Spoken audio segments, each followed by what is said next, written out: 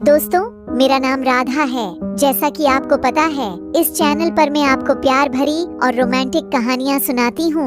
तो आज फिर मैं आपके के लिए लेकर आई हूँ एक जबरदस्त पारिवारिक कहानी, जिसमें एक बहू अपनी सास से बातें करती है जो मर चुकी है। बातें ही नहीं करती, बल्कि घर के सारे काम उसी से पूछ कर करती है। दोस्तों, कहानी अच्छी लगे तो वीडियो को लाइक करना न भूले और चैनल को सब्सक्राइब कर दे। आइए ले चलते हैं आपको कहने की ओर। आपसे एक रिक्वेस्ट है, वीडियो को लास्ट तक देखें और कमेंट करके जरूर बताएं। दीवार पर टंगी सास। पंजाबी में कहावत है, सास चंगी होवे या ते दीवार पे। पिता की शादी भी एक ऐसे ही घर में होती है जहां उसकी सास दीवार पर टंगी होती है। ससुर और पति शादी के पहले दिन उसे सास के फोटो के सामने ले जाते हैं, जहां ससुर जी कहते हैं, बेटा संगीता, ये तुम्हारी सास थी, बहुत नेक और भली, लेकिन थोड़ी गुस्सैल थी। गुस्सा आने पर सब तहस नहस कर देती थी, पर अब ये इस दुनिया में नहीं है। हाँ संगीता, माँ होती तो तुम इनकी कोई बात टाल नहीं सकती थी, वरना तो माँ घर में भूचाल ले आती।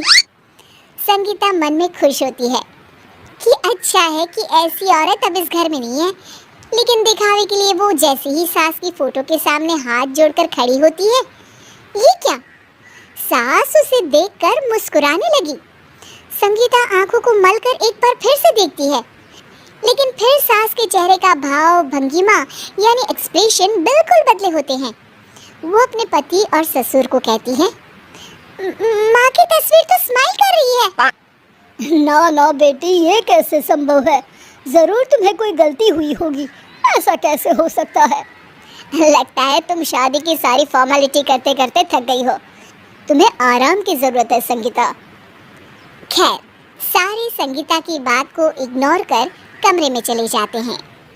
वैसे सास की फोटो पर एक्सप्रेशन एक के बाद एक बदलते ही रहते हैं। सुबह होती है, पति और ससुर को काम पर भेजकर संगीता कमरे की सफाई करने में लग जाती है कि तभी उसे आवाज आती है, टेबल ठीक से साफ करो। ऐसे भी कोई टेबल साफ करता है? इससे अच्छा तो ये गंदा ही था। किसी औरत की आवाज सुन संगीता दंग रह जाती है और सोचने लगती है कि आवाज कहाँ से आई। आवाज को नजरअंदाज कर वो फिर से अपना काम करना शुरू करती है, लेकिन इस बार तो आवाज बिल्कुल उसके कान के पास से आती है। मेरा घर है ये। जब तक मैं थी चमका कर रखती थी, हर एक चीज शीशे की तरह थी। तुम्हें तो ना सफाई आती है ना कुछ पता है। क्यों तुम्हें मेरे घर की जिम्मेदारी दे दी गई है? पता नहीं तुमने मेरे बेटे को क्या दिखाई दिया। मैं होती तो एक से बढ़कर एक लड़कियों की लाइन लगा देती।